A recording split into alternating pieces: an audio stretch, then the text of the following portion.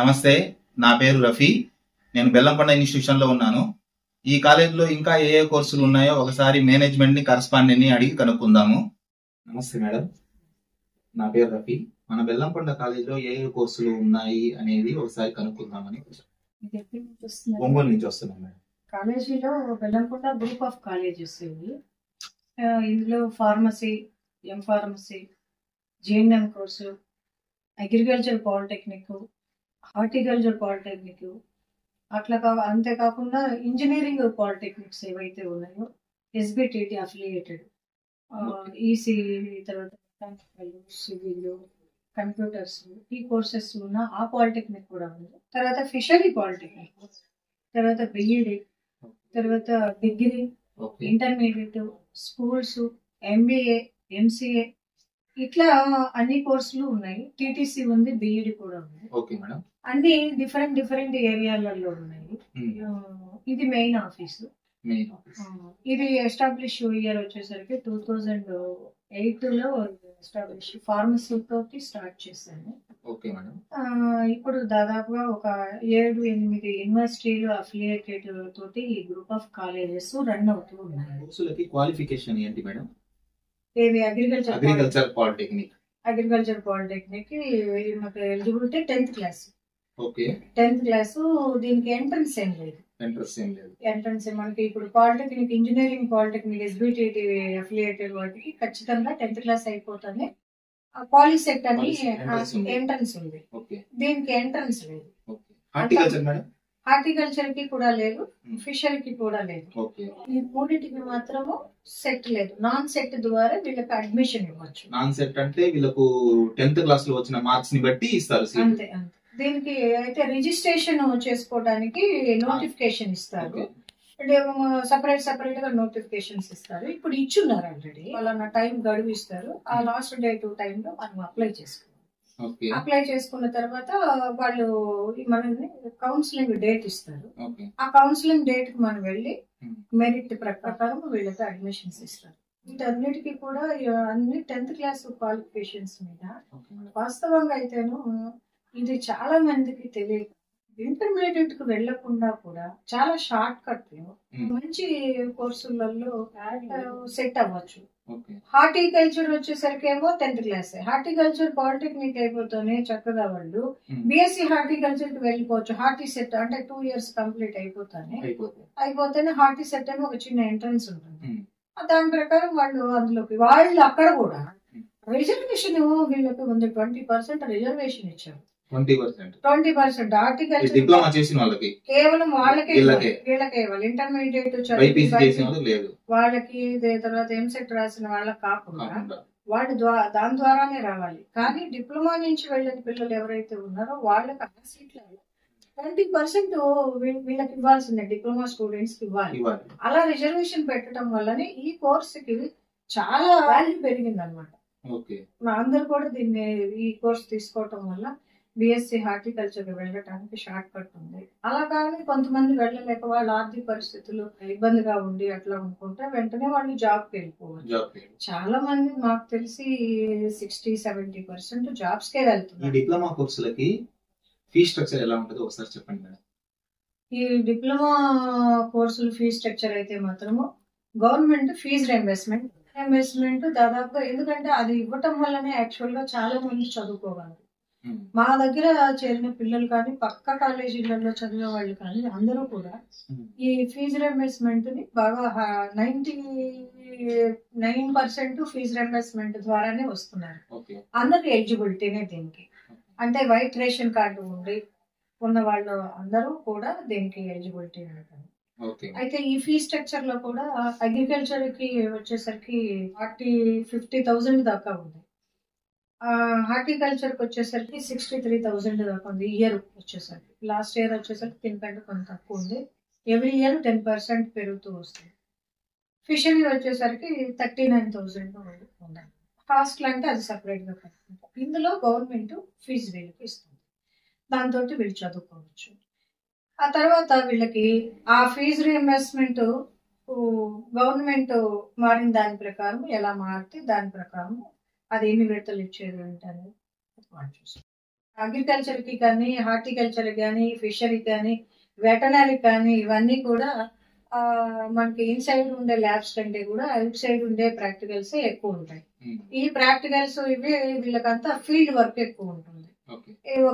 వీళ్ళకి దీంట్లో ప్రాజెక్ట్ కూడా ఉంటుంది. క్యాంప్ ప్రోగ్రామ్ అని చెప్పి హార్టికల్చర్ వాళ్ళకైతే రవేల ప్రోగ్రామ్ అని చెప్పి, ఫిషరీ వాళ్ళకైతే ఫిషరీ ప్రాజెక్ట్, వీళ్ళకి ఇంటర్న్షిప్ అని చెప్పి వాళ్ళకి ఒక సెమ్ వరకు ఇస్తారనమాట. ఒక సెమ్ ఇస్తారు.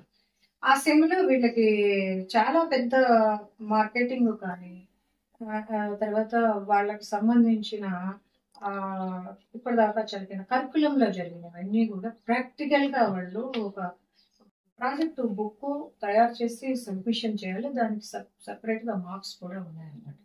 వీళ్ళకి డే 1 నుంచి కూడా వీళ్ళకి టీవీ ప్రోగ్రామ్స్ లో వచ్చే అన్నదాత కార్యక్రమాలు కావచ్చు, రైతు నేస్తము కావచ్చు, తర్వాత టీవీలో వచ్చే ఏవైతే క్రాప్స్ గురించి వస్తున్నాయో అవి కావచ్చు, అగ్రికల్చర్ ఇంప్లిమెంట్స్ గురించి, అంటే ఇప్పుడు మనం కోత మిషన్స్, తర్వాత ఈ డ్రిప్ ఇరిగేషన్ చేసే కానీ, లేకపోతే టిల్లర్స్ కానీ, ఈ మహేంద్ర ట్రాక్టర్స్ కి సంబంధించి కానీ, diesel engines and petrol engines కానీ, ఇట్లాంటివన్నీ కూడా ఈ కోర్సులు నేర్పిస్తారు.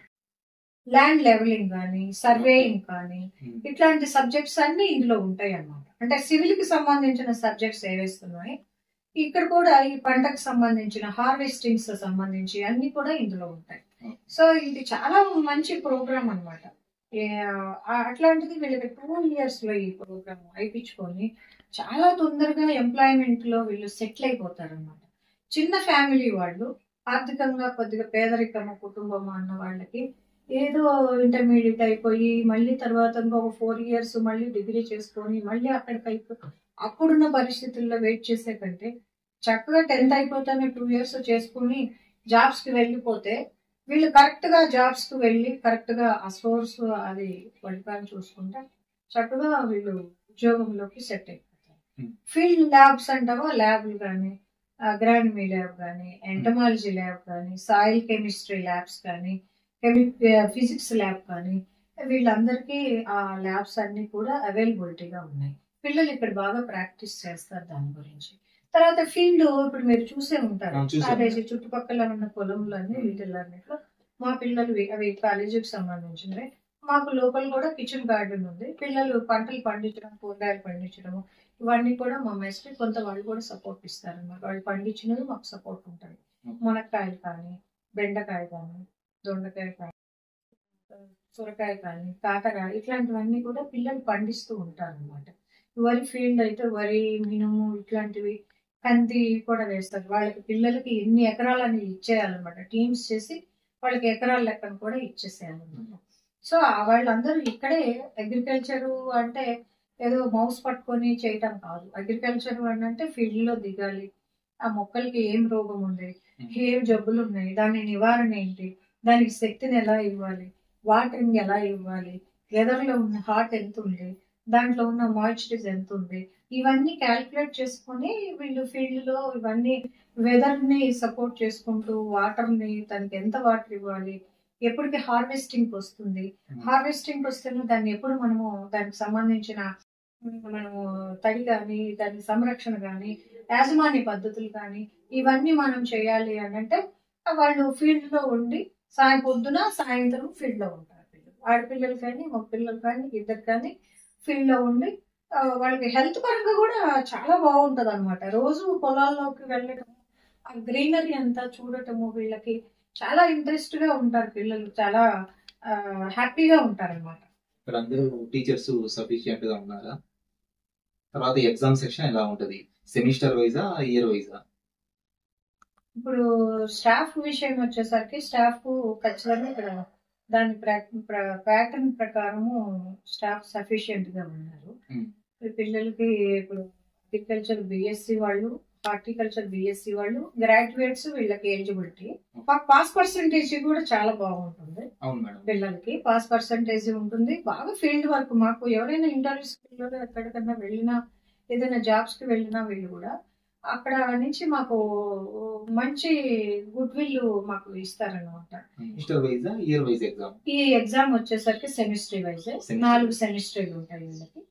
అటెండెన్స్ కూడా వచ్చి వీళ్ళకి 75 కాదు 80%, 85% వీళ్ళకి అటెండెన్స్ ఉండాలి. 80 to 85 ఉండాలి. వీళ్ళ గ్రేడ్ పాయింట్స్ ప్రకారము వీళ్ళకి అవర్స్ బేసిస్ మీద వీళ్ళకి కోర్సు చిన్నదే కానీ ప్రాక్టికల్స్ ఎక్కువ. త్వరగా కూడా బిఎస్సి ఏదైతే ఉందో నెక్స్ట్ గ్రాడ్యుయేషన్ ఇది చాలా తొందరగా సెమిస్టర్ వైజ్ ఎగ్జామ్స్. ఈ డిప్లొమా కోర్సులు చేసిన వాళ్ళకి ప్లేస్మెంట్స్, జాబ్స్ ఎలా ఉంటాయి, ఆపర్చునిటీస్ ఎలా ఉంటాయి? అసలు డిప్లొమా వాళ్ళకి నిజంగా మేము కూడా ఫస్ట్ లో ఇంత ఊహించలేదు ఈ పిల్లలకి ప్లేస్మెంట్స్ ఇవి ఉంటాయా అని చెప్పి. మాకు కూడా ఇది ఎంత 2011లోనే ఈ ప్రైవేటు పాలిటెక్నిక్స్ కి పర్మిషన్ ఇచ్చారు. మాకు అప్పుడు ఫస్ట్ లో మేము ఇక ఈ కోర్సెస్ తీసుకొచ్చినప్పుడు మాకు కూడా కొంత డౌట్ గా ఉండేది, ఇంత ఎర్లీగా ఏం జాబ్స్ వస్తాయి, 2 years కోర్సే కదా అని చెప్పి. తర్వాత పిల్లలు బ్యాచ్ బయటకి మాకు 2012లో బయటకు వెళ్ళిపోయాం పిల్లలు. అసలు 12 నుంచి ఇప్పటి వరకు పిల్లలు ఖాళీగా ఉన్నది అనేది మేము 12 బ్యాచ్, 13, 14, 15, 16 బ్యాచ్ల వరకు కంప్లీట్ గా గవర్నమెంట్ జాబ్ లో ఉన్నాం. 100% ఉన్నాం. 12 తర్వాత 18, 19 ఆ స్టేజ్ లో ఏమైందంటే హాఫ్ ఉన్నారు. కొంతమంది బిఎస్సికి వెళ్ళటం, కొంతమంది పొగాకు బోర్డు ఉన్నాయి కదా, పొగాకు బోర్డు, ఐటీసీ వాటిల్లో ఫెర్టిలైజర్, ఫెర్టిసైడ్స్ ఈ షాపులు పెట్టుకున్నారు. షాపులకి ఇది ఎలిజిబిలిటీ, ఈ సర్టిఫికెట్ 100% చక్కగా వాళ్ళే బిజినెస్ పెట్టుకుంటున్నారు అనమాట. ఈ గ్రోమోర్, నాగార్జున ఇవేవైతే ఉన్నాయో వాటిలలో వీళ్ళు ఈ సర్టిఫికెట్ తోటి చక్కగా వాళ్ళు వ్యాపారం చేసుకోవాలనుకుంటే వ్యాపారానికి కూడా వాళ్ళకి ఎలిజిబిలిటీ అనమాట. అవి కాకుండా ఈ డ్రిప్ ఇరిగేషన్ మనం చూసాం 2019లో మనకు వచ్చిన, అంతకు ముందే గవర్నమెంట్ వాటిలలో ఎఫ్ఎల్ గా జాయిన్ అయినారు. అంటే ఇప్పుడు మా మండల అగ్రికల్చర్ డిపార్ట్మెంట్ ఉంది కదా, ఆ డిపార్ట్మెంట్ ఆఫీసులలో ఎఫ్ఎల్ గా తీసుకున్నారు వీళ్ళందరినీ గవర్నమెంట్ వాటిల్లో. ఆ తర్వాత సచివాలయాలు వచ్చిన తర్వాత సచివాలయంలో వాళ్ళని దాంట్లోకి తీసుకున్నారు. ఇప్పుడు సచివాలయంలో ఏ సచివాలయానికి వెళ్ళండి, ఉమ్మడి ఆంధ్రప్రదేశ్ ఉన్నప్పుడు తెలంగాణ ఇప్పుడు కలిసినప్పుడు అప్పటి నుంచి మనకు 2014లో కదా రాష్ట్రం వెళ్ళిపోయింది. మాకు 2014లోనే బయటకు పిల్లలు వెళ్ళిపోయారు.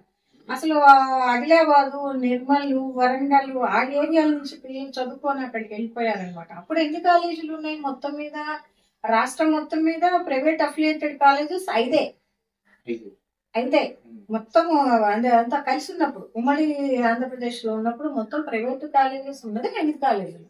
ఈ 5 కాలేజీలలో ఈ వైపు మన ఇప్పుడున్న ఏపీ వైపు ఉండేది 2, తెలంగాణ వైపు ఉన్నది 3, మొత్తం 5 కాలేజీలు. అసలు ఇంకా సీట్లు కూడా చూస్తే అప్పుడు 40 సీట్లే. ఆ 40 సీట్లలో మొత్తం కలిపినా కూడా యూనివర్సిటీలో ఉండే కాలేజెస్ అవి మొత్తం కలిపినా కూడా 10, 12 కాలేజీలే ఉన్నాయి. డ్రిప్ ఇరిగేషన్ కంపెనీస్ లో కానీ, జైన్ కంపెనీస్ లో కానీ, తర్వాత హార్టికల్చర్ వాటిల్లో కానీ, మార్కెటింగ్ విషయంలో కానీ, నర్సరీలో కానీ పిల్లల్ని ఎంత బాగా అంటే వీళ్ళ హుషారు వీటిని చూసేసి ఇప్పుడు మేము కూడా పిల్లలు వాళ్ళు ల్యాప్టాప్ కింద తీసుకొని బండ్ వేసుకొని వెళ్తా మాకే ఆశ్చర్యంగా ఉంది. పిల్లలు ఇంత చక్కగా సెటిల్ అయ్యారు అని. ఎన్ని కంపెనీస్ ఉన్నాయంటే ఇప్పుడు ట్రాక్టర్ మ్యానుఫ్యాక్చరింగ్ సంబంధించి వాటిల్లో కానీ, తర్వాత ఈ మార్కెటింగ్ డివిజనల్ వాటిల్లో కానీ, ట్రెజరీస్ లో ఎగ్జిక్యూటివ్స్ వాటిల్లో కానీ, ఈ డ్రిప్ ఇరిగేషన్ ఇందాక మీకు చెప్పుకున్న డ్రిప్ ఇరిగేషన్ లో కానీ, ఫార్మ్ ఎక్విప్మెంట్స్ విషయాలలో కానీ, ఆ తర్వాత పాలిమార్స్ కంపెనీ వాటిల్లో, తర్వాత సీడ్ కంపెనీస్ వాటిల్లో, తర్వాత ఇంకా మనకి జ్యూస్ ఫ్యాక్టరీస్ ఉన్నాయి కదా, ఆ జ్యూస్ ఫ్యాక్టరీస్ వాటిల్లో, అగ్రికల్చర్ కి సంబంధించిన సాంకేతిక ఆధునీకరమైన పరికరాలు ఏవైతే ఉన్నాయి, అగ్రికల్చర్ ఇంజనీరింగ్ అని చెప్పాను చూడు, వీళ్ళు అగ్రికల్చర్ ఇంప్లిమెంట్స్ అన్నమాట. ఆ ఇంప్లిమెంట్స్ అంటే ఇప్పుడు ఇందాక డ్రిప్ ఇరిగేషన్ కి సంబంధించి కానీ, ఈ టిల్లర్స్ కానీ, రోటోవేటర్స్ కానీ, ఇట్లాంటి కంపెనీస్ అనమాట. వాటిల్లో కూడా వీళ్ళకి జాబ్స్. తర్వాత ఇంకా అగ్రికల్చర్ కి సంబంధించిన అనుసంధానమైన కంపెనీస్ ఏవైతే ఉన్నాయో వాటి అన్నిట్లో కూడా ఈ పిల్లలు అగ్రికల్చర్ డిప్లొమా పిల్లలు జాబ్ కి అర్హులు అనమాట. సో అంటే ఈ పిల్లలకి డిప్లొమా అయిపోతూనే వీళ్ళు అంటే మాకు జాబ్స్ లేవు, అన్ఎంప్లాయ్మెంట్ గా ఉన్నాము అన్నది లేదు, ఇంజనీరింగ్ లో కనిపిస్తున్నారు కానీ డిప్లొమాలో మాత్రము ఈ అగ్రికల్చర్ వీటిల్లో లేదు. ఎందుకు అని అంటే వీళ్ళు అంత అన్ఎంప్లాయ్మెంట్ అయ్యే అంత సీట్లు లేవు ఇందులో. అసలు మొత్తం టోటల్ గా సీట్స్ కూడా చూస్తే అగ్రికల్చర్ పాలిటెక్నిక్ లో ఇప్పుడు మన అగ్రికల్చర్ కి మొత్తం చూస్తే 17 కాలేజీల గవర్నమెంట్, ప్రైవేట్ వాటిల్లో చూస్తే 44.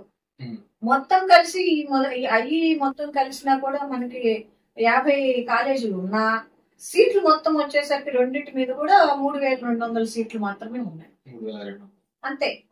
ఏది ఓవరాల్ గా ఉన్న మనకి ఇప్పుడు కొత్త జిల్లాల ప్రకారమైన పాత జిల్లాల ప్రకారమైన ఉన్న సీట్లు 3200. ఏది గవర్నమెంట్ ప్రైవేట్ కలిపి. అట్లాగే హార్టికల్చర్ కూడా అదే పరిస్థితి. హార్టికల్చర్ లో మొత్తం ఉన్న కాలేజీలు 9 కాలేజీలు.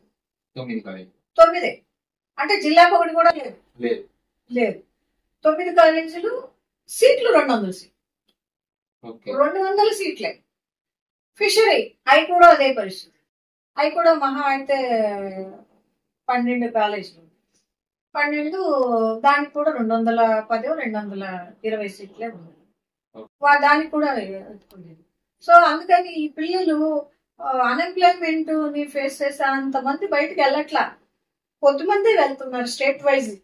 మన ఏపీ వరకు వెళ్లే పిల్లలు కొద్దిమందే వెళ్తున్నారు. అలాగని చెప్పి తెలంగాణ నుంచి వెళ్తున్నారా అంటే తెలంగాణలో కూడా అసలు ప్రైవేట్ కాలేజీలో ఇవ్వాలి అక్కడ పర్మిషన్. మన ఏపీలోనన్నా ఇచ్చారు కానీ మన రాష్ట్రం విడిపోయిన తర్వాత మన దగ్గర ఎక్కువ మంది ఉన్నారు. కానీ అంటే 2014లో కొన్ని కాలేజీలు కొట్టుతాలేదు, దాంతో పెరిగాయి. దానికి ముందు అయితే మేము చెప్పాం కదా 5 కాలేజీలు ఉన్నాయి. దాంతో పిల్లలు బయటికి వెళ్ళిన వాళ్ళు చాలా మంచి ఉద్యోగాలలో సెటిల్ అయిపోయినారు. ఇప్పుడు అందరికీ కూడా మా పిల్లలందరికీ కూడా పెళ్లిళ్ళు అయిపోయిన వాళ్ళు కూడా ఉన్నారనమాట. బాగా సెటిల్ అయింది. అంటే హార్టికల్చర్ కూడా ల్యాండ్స్కేపింగ్స్ ఉన్నాయి కదా. ఇప్పుడు మనం ఈ పాలి హౌసెస్ చూస్తున్నాం కదా, ల్యాండ్ లెవలింగ్స్ కానీ హార్టికల్చర్ లో వస్తుంది. దాంట్లో మనకి దాదాపుగా కోర్సెస్ లో ఈ ల్యాండ్స్కేపింగ్ జాబ్స్ కానీ, గ్రీన్ హౌస్ సంబంధించి కానీ, ఎస్టేట్ గార్డెన్ జాబ్స్ కానీ, తర్వాత అగ్రికల్చర్ కల్చరల్స్ జాబ్స్ కానీ. అంటే కల్చరల్ అంటే డిఫరెంట్ గా పంటలో మార్పిడి అనమాట, పొలంలో కూడా మార్పిడి అనమాట. అట్లా వెళ్ళడం కానీ, న్యూట్రికేస్ అంటే ఈ చెట్లకి ఇచ్చే ఏదైతే ఉందో ఇచ్చే న్యూట్రిషన్స్ అంటే నత్రజని కానీ, ఆక్సిజన్ కానీ, లేకపోతే వాటికి ఇచ్చే పొటాషియం కానీ ఏవైతే ఉన్నాయో అవి ఇచ్చే పర్సంటేజ్ వాటిల్లో వాటి న్యూట్రిషన్ కేరింగ్ విషయంలో కానీ, బొటానికల్ గార్డెన్స్ ఉన్నాయి. ఆ బొటానికల్ గార్డెన్స్ లో కానీ, ఇరిగేషన్, తర్వాత ఇంటీరియర్ జాబ్స్ అని చెప్పి అవి కూడా ఉన్నాయి. మిద్దెల మీద పెంచుతున్నారు చూడండి, అట్లాంటి వాటిల్లో కానీ, తర్వాత ఐపీఎం జాబ్స్ కానీ, తర్వాత ఈ పికిల్ సంబంధించిన ఫ్యాక్టరీస్ ఉన్నాయి. ఇప్పుడు మనం చూస్తున్న ప్రియా పచ్చళ్ళు ఇట్లాంటి వాటి, జామ్స్ వాటి, ఇట్లాంటి ఫ్యాక్టరీస్ లో కూడా ఈ హార్టికల్చర్ వాళ్ళని తీసుకుంటున్నారు. అంటే జాబ్స్ ఎక్కడ ఉన్నాయి అనేది ముందు చూసుకుంటే చదువుకు వాల్యూ పెరుగుతుంది. ముందు జాబ్స్ అనేది అసలు ఈ కోర్స్ ఎక్కడ ఉంది అనేది ఈ ఏరియా వాళ్ళకి చాలా వరకు తెలియదు. ఇది ఎక్కువగా ఉత్తర మనకి ఏదైతే ఉందో కోస్తా ఏరియాలో, ఉత్తర కోస్తా వాళ్ళు కానీ, కృష్ణా వాళ్ళు కానీ, ఈ ఏరియా వాళ్ళకి అక్కడ ఫ్యాక్టరీస్ ఎక్కువ ఉన్నాయి. ఈ కోకోనట్ ఫ్యాక్టరీస్ కానీ, తర్వాత ఈ ఆయిల్ ఫ్యాక్టరీస్ కానీ, అప్పడాలకి సంబంధించి కానీ, ఈ మన కొబ్బరి తోటలు కానీ, ఇట్లాంటివన్నీ వాళ్ళకి చెరుకు, ముఖ్యంగా చెరుకు ఫ్యాక్టరీస్, చెరుకు పంట, అరటి, ఇట్లాంటివన్నీ అక్కడ ఉండటం వల్ల చిప్స్ సంబంధించినవి, కంద, పామాయిల్, ఇవన్నీ అక్కడ ఉండటం వల్ల ఏమైందంటే చక్కగా అక్కడ వాళ్ళకి అక్కడ ఆ ఫ్యాక్టరీలలో ట్యూబులు దొరికిపోతున్నాయి. అందుకని వాళ్ళకి ఈ కోర్సు గురించి బాగా అవగాహన. మరి ఇంటర్మీడియట్ కి పరిగెత్తుతున్నారు. ఇప్పుడు ఇంటర్మీడియట్ కి మనము వెళ్లే వాళ్ళు ఎట్లాగానంటే, ఇంటర్మీడియట్ పిల్లలు యాక్చువల్లీ ఇంటర్మీడియట్ వేస్ట్ అని చెప్పట్ల. అంటే ఒక యావరేజ్ స్టూడెంట్ ఇంటర్ అనే దానికి వెళ్లే కంటే కూడా పాలిటెక్నిక్స్ కానీ, ఏదైనా పాలిటెక్నిక్, అది అగ్రికల్చర్ వైపు ఉన్న పాలిటెక్నిక్స్ కావచ్చు, లేదు అంటే ఇంజనీరింగ్ వైపు ఉండే పాలిటెక్నిక్స్ కావచ్చు, ఏదైనా ఈ పాలిటెక్నిక్ వైపు వెళ్ళటం వల్ల, లేదంటే ఐటీఐ కూడా ఉంది, ఐటీఐ వైపు కానీ, ఇట్లాంటి ప్రొఫెషనల్ కోర్సులలో వీళ్ళు చేరటం వల్ల ఏమవుతుందంటే జాబ్ లో తొందరగా సెటిల్ అయిపోతారు. వీళ్ళకి 25-20 ఏజ్ వచ్చేసరికి ఈ లోపల వీళ్ళు 19కే వీళ్ళకి ఎలిజిబిలిటీ వస్తుంది కాబట్టి 19 నుంచి 20-25 ఏజ్ వచ్చేసరికి వీళ్ళకి ఒక మ్యారేజ్ ఒక సెటిల్మెంట్ వస్తుంది. వాళ్ళకి ఫ్యామిలీకి చాలా తొందరగా వీళ్ళు సపోర్టర్స్ అవుతారు అనమాట. ఇది ఉపయోగించుకుంటే పిల్లలు ఇది తెలియటం లేదు. మా ఫ్రెండ్ ఇంటర్మీడియట్ వెళ్ళారు, నేను ఇంటర్మీడియట్ వెళ్దాం అనేది వెళ్తూ ఉన్నారు. కానీ అసలు ఫస్ట్ వీళ్ళకు ఒక ఒక ఎయిమ్ ఉండాలి. మనం ఏం కావాలనుకుంటున్నాం? ఇంజనీరింగ్ చదవాలి అనుకున్న స్టూడెంట్ ఎప్పుడు కూడా ఇంజనీరింగ్ కి వెళ్ళాలి అంటే ఇంటర్మీడియట్ చదవని అవసరం లేదు. చక్కగా 10th క్లాస్ మీద పాలిటెక్నిక్ చేసుకొని ఇంజనీరింగ్ లో సెకండ్ ఇయర్ కి వెళ్ళొచ్చు. అప్పుడు 2 సర్టిఫికెట్లు వీళ్ళ చేతుల్లో ఉంటాయి. ఒకటి డిప్లొమా సర్టిఫికెట్ చేతిలో ఉంటుంది, రెండవది ఇంజనీరింగ్ సర్టిఫికేట్ దగ్గర ఉంటుంది. ఇక్కడ సబ్జెక్టుని వీళ్ళు చాలా తరోగా 6 సంవత్సరాలు ఈ మెయిన్ కోర్స్ మీదనే వీళ్ళు కోర్ సబ్జెక్ట్ మీదనే చదువుతారు. అక్కడికి వెళ్ళేసరికి మీరు ఇంటర్మీడియట్ లో ఎంపీసీ తీసుకున్న వాళ్ళు కానీ బైపీసీ తీసుకున్న వాళ్ళు కానీ వీళ్ళు ఎవరైతే ఉన్నారో వీళ్ళు ఆ కెమిస్ట్రీ, మ్యాథ్స్, ఫిజిక్స్ వీటిల్లోనే ఉంటారు. కానీ డిప్లొమాలో ఫస్ట్ ఇయర్ లో వీళ్ళు చదువుతారు, కానీ ఆ తర్వాత వీళ్ళకి వచ్చే సబ్జెక్ట్ కోర్ సబ్జెక్ట్ చదువుతారు 2 years. చదవటం వల్ల ఇంజనీరింగ్ లో కూడా సెకండ్ ఇయర్ లో కూడా కోర్ సబ్జెక్ట్ చదువుతారు. సో వీళ్ళకి 4 years కోర్ సబ్జెక్ట్ చదువుతారు. కానీ ఇంటర్మీడియట్ నుంచి వెళ్ళిన పిల్లలు ఇంజనీరింగ్ లో 3 years మాత్రమే చదువుతారు. ఎందుకంటే ఫస్ట్ ఇయర్ మళ్ళీ హ్యుమానిటీస్ సబ్జెక్ట్స్ చదువుతారు, అంటే మ్యాథ్స్, ఫిజిక్స్, కెమిస్ట్రీ ఇవి చదువుతారు. కోర్ సబ్జెక్ట్ కి సెకండ్ ఇయర్ కి వెళ్తారు. ఇక డిప్లొమా వాడు సెకండ్ ఇయర్, ఇక్కడ డిప్లొమాలో సెకండ్ ఇయర్ నుంచి, ఇంజనీరింగ్ లో సెకండ్ ఇయర్ నుంచి చదవటం వల్ల 4 years కోర్ సబ్జెక్ట్ చదవటం వల్ల సబ్జెక్టు డెప్త్ ఉంటుంది.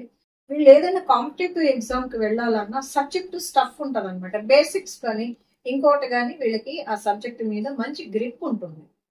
వాటిల్లో కూడా వీళ్ళకి అసలు డిప్లొమా మీద కూడా ఏది ఇప్పుడు మనం అనుకున్నాం కదా, పాలిటెక్నిక్ డిప్లొమా సివిల్ కానీ, మెకానికల్ కానీ, కంప్యూటర్స్ కానీ, ఈసీ సబ్జెక్ట్ కానీ వీటిల్లో ఉండే వీళ్ళకున్న జాబ్స్ పరంగా మనం చూసినా కూడా చక్కగా sub engineers, railway department, Panchayati Raj, NREGS, తర్వాత ఇరిగేషన్, తర్వాత రోడ్స్, వీళ్ళకి రైల్వేస్, ఏరోనాటికల్స్, తర్వాత మనకి ఎయిర్ ఇండియాస్ వాటిల్లో కానీ ఎన్నిట్లో చూసినా కూడా డిప్లొమా వాళ్ళు చక్కగా వాళ్ళకి డిప్లొమా కోర్సెస్ మీద చాలా జాబ్స్ ఉన్నాయి.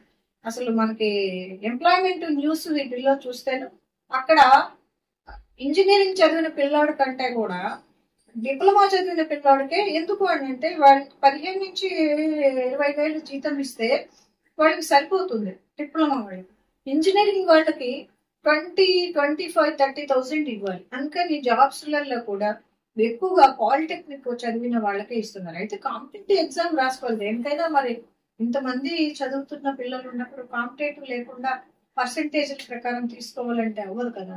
కాబట్టి వాళ్ళు కొద్దిగా కోచింగ్ అది తీసుకొని గవర్నమెంట్ జాబ్స్ కి వెళ్ళాలన్నా వెళ్ళిపోవచ్చు అన్నమాట.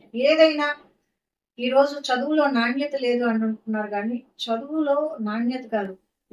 మనము 1945 నుంచి కూడా చదువుతున్న స్టాండర్డే ఇప్పుడు కూడా అదే పుస్తకాలు చదువుతున్నాం. మరి ఏంటి అంటే చెప్పేవాళ్ళు, వినేవాళ్ళు, నేర్చుకునేవాళ్ళు ఈ ఇద్దరు దానిని పాస్ మార్కులకే చూస్తున్నారు తప్ప నిజంగా సబ్జెక్ట్ లో డెప్త్కి వెళ్ళి వీళ్ళు చదవటం లేదు. ఎప్పుడైతే వీళ్ళు నేర్చుకోవాలని తపన ఎప్పుడైతే ఉంటుందో ఉద్యోగం మాత్రం వెతుక్కుంటా వీళ్ళ దగ్గరకు వస్తుంది. ఇది గ్రహించాలి.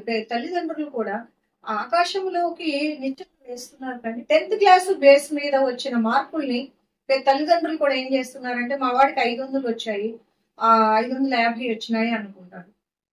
10th క్లాస్ పిల్లలు మీరు గమనించాల్సింది 10th క్లాస్ మార్క్స్ బేసిక్ గా కూడా వాళ్ళకి వచ్చిన మార్కుల కంటే ఒక 10 మార్కులు తక్కువగానే మనం చూడాలి. 550 మార్కులు వచ్చాయంటే వాళ్ళ స్టాండర్డ్ 450కి లెక్కలు వేసుకోవాలి. ఎందుకు అని అంటే ఎగ్జామ్ సెక్షన్ కానీ ఎవాల్యుయేషన్ సెక్షన్ కానీ కొంత డిఫరెంట్ గా ఉంటుంది. ఇంటర్మీడియట్ అంతా మనకి స్ట్రిక్ట్ గా ఉండదు అన్నమాట.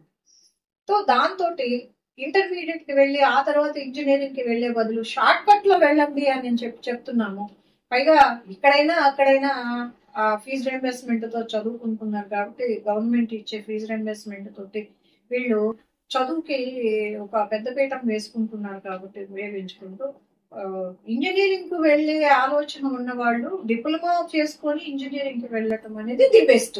అన్నదాతలు ఏదైతే ఉందో ఆ కోర్సు, మనకు అగ్రికల్చర్ కోర్సు ఈ మనకి గత 10 సంవత్సరాల నుంచే ఇది ఇంట్రడ్యూస్ చేశారు రాష్ట్రంలో. దీని ద్వారా చాలా మంది ఉపాధి పొంది ఉద్యోగాలు చేస్తున్నారు. మన గ్రామీణ ప్రాంతాలలోనే సచివాలయాల్లో ఏఓలుగా, ఎఫ్ఓలుగా, తర్వాత ఎంపీఓలుగా ఇట్లా ఉద్యోగాలు చేస్తూ ఉన్నారు.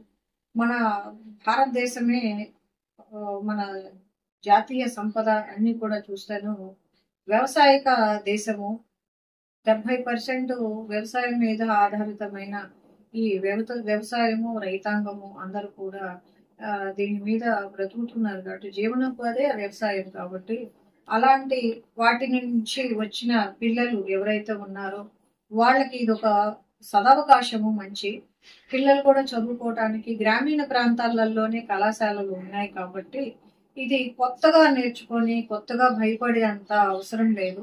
మీ తల్లిదండ్రులతోటి, అమ్మ నాన్నతోటి పొలాలకు వెళ్ళి ఏదైతే చూసారో అదే చదువు ఇక్కడ ఉంటుంది కాబట్టి మంచి మార్కులతోటి, మంచి ఉద్యోగాలతోటి మీరు 10th క్లాస్ పాస్ అయిన వాళ్ళు ఈ చదువుని మంచిగా ఉపయోగించుకొని మీరు మీ కుటుంబానికి, మీకు, దేశానికి మంచి అభివృద్ధి పదంలో కూడా మీరు వెళ్తారని ఆశిస్తూ, ఇప్పుడు 10th క్లాస్ కి అడ్మిషన్స్ అయిపోయిన వాళ్ళకి ఇప్పుడు అగ్రికల్చర్ పాలిటెక్నిక్ అడ్మిషన్స్ జరుగుతున్నాయి, నోటిఫికేషన్ ఇచ్చున్నారు. కాబట్టి మీరు ఈ అవకాశాన్ని ఉపయోగించుకోండి అని చెప్పి అందరినీ కోరుకుంటున్నాను. గురించి చాలా ఇన్ఫర్మేషన్ మీరు ఇచ్చారు మేడం. ఇలాగే నేను మా ఇంటి పక్కన రిలేటివ్స్ కానీ, మా ఫ్రెండ్స్, బంధువులు కానీ ఎవరైనా ఉన్నా చెప్తాను. ఆ రోజుల్లో నేను చదువుకునేటప్పుడు నేను ఇంటర్, డిగ్రీ, తర్వాత ఎంబీఏ చేశాను మేడం. ఈ కోర్సుల గురించి మాకు అవగాహన లేదు. ఇప్పుడు మీరు చాలా చాలా ఇన్ఫర్మేషన్ ఇచ్చారు. నేను కూడా పిల్లల్లో అవేర్నెస్ తీసుకొస్తానని. ఎందుకంటే ఎక్కువ అడ్వర్టైజ్ మేము కూడా చేద్దాం అనుకున్నా కూడా కోర్సుకేమో అన్ని సీట్లు లేవు. జిల్లాకు వచ్చేసరికి ఇసిరేసినట్టు 1, 2 ఉన్నాయి. పిల్లలకి ఈ కోర్సు ఇంటర్మీడియట్ వచ్చేసరికి ప్రతి ఊర్లో ఇంటర్మీడియట్ ఉన్నాయి, కానీ పాలిటెక్నిక్ లేవు. మరి పాలిటెక్నిక్లు తక్కువ ఉన్నాయి. మరి వీటి గురించి చెప్పాలి అంటే ఇక్కడ ఉన్న వాళ్ళకి, అలా కోర్సు చదివిన వాళ్ళు, ఉద్యోగాలు చేసిన వాళ్ళకి మాత్రమే తెలుస్తుంది ఈ కోర్సు గురించి. 10th క్లాస్ అయిపోయిన వాళ్ళు, 21 సంవత్సరాలు ఏజ్ బిలో ఉన్న వాళ్ళు ఈ కోర్సులకు ఎలిజిబిలిటీ కాబట్టి 10th క్లాస్ అయిపోయిన పిల్లలందరూ ఈ అగ్రికల్చర్ కోర్సు కానీ, హార్టికల్చర్ కోర్సు కానీ, ఫిషరీ కోర్సులో కానీ చేరటం మంచిది నా ఒపీనియన్ అయితే. అందరికీ నమస్కారం అండి. Thank you.